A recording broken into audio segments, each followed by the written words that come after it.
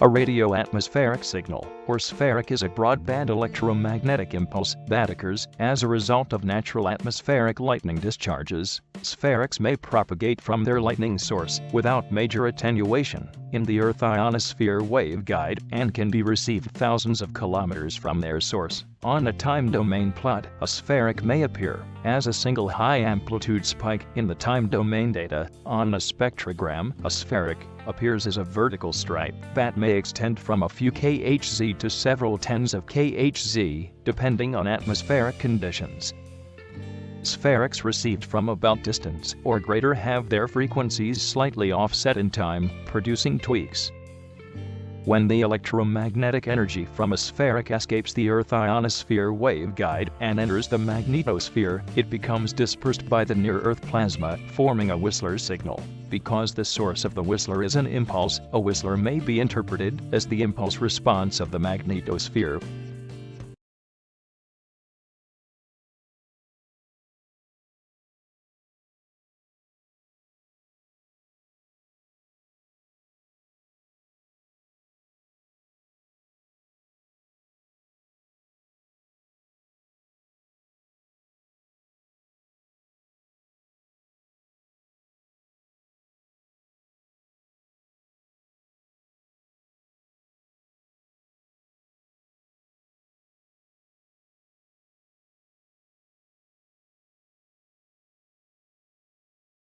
A lightning channel with all its branches and its electric currents behaves like a huge antenna system from which electromagnetic waves of all frequencies are radiated. Beyond a distance where luminosity is visible and thunder can be heard, these electromagnetic impulses are the only sources of direct information about thunderstorm activity. On the ground, transient electric currents during return strokes or intra-cloud strokes are the main sources for the generation of impulse-type electromagnetic radiation known as sferics. While this impulsive radiation dominates at frequencies less than about 100 kHz, a continuous noise component becomes increasingly important at higher frequencies. The long-wave electromagnetic propagation of sferics takes place within the Earth ionosphere waveguide between the Earth's surface and the ionospheric D and E layers. Whistlers generated by lightning strokes can propagate into the magnetosphere along the geomagnetic lines of force. Finally, upper atmospheric lightning or sprites that occur at mesospheric altitudes are short-lived electric breakdown phenomena probably generated by giant lightning events on the ground.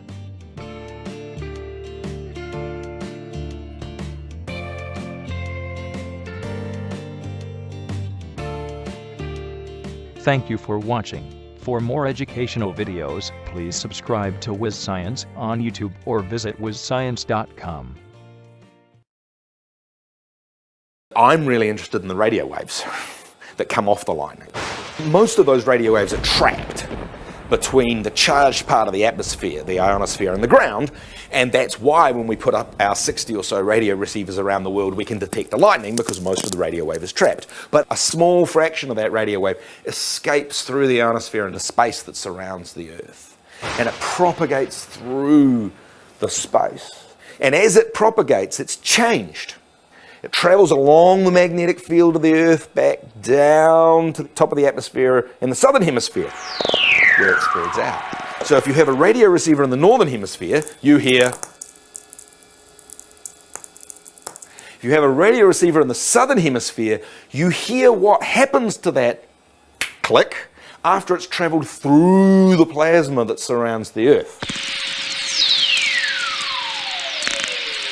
Now the phenomena that occurs when it travels through that plasma is called dispersion.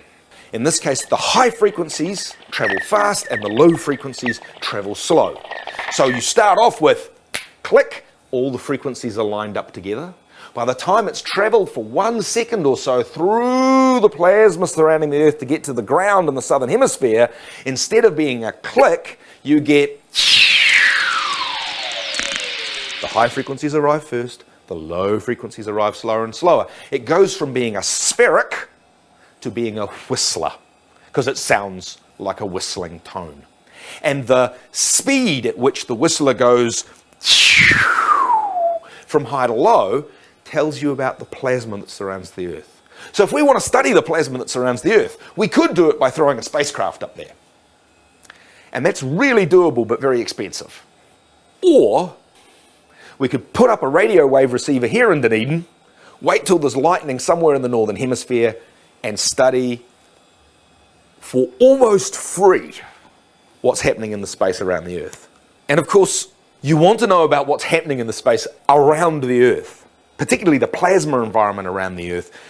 Primarily, you want to do that because that's where our technological infrastructure is. That's where all the satellites are. Whether they're the communication satellites, or the weather imaging satellites, or the GPS network, or just at the inner edge, the International Space Station with the crew that's sitting in there, they're living in a plasma environment. And understanding that plasma environment tells us about how those satellites will live and possibly eventually how they will die. And given it's very expensive to put something up there, we'd really like to know what the environment it's living in is like.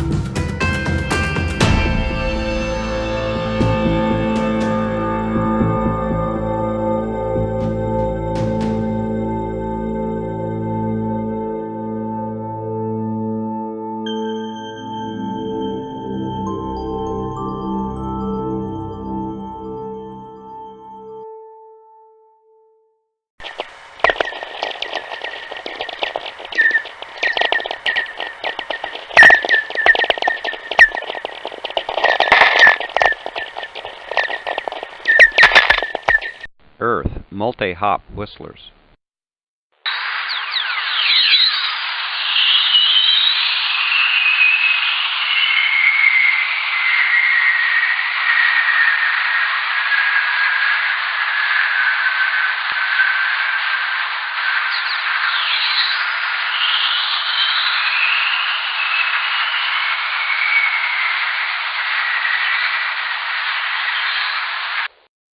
Earth, auroral kilometric radiation.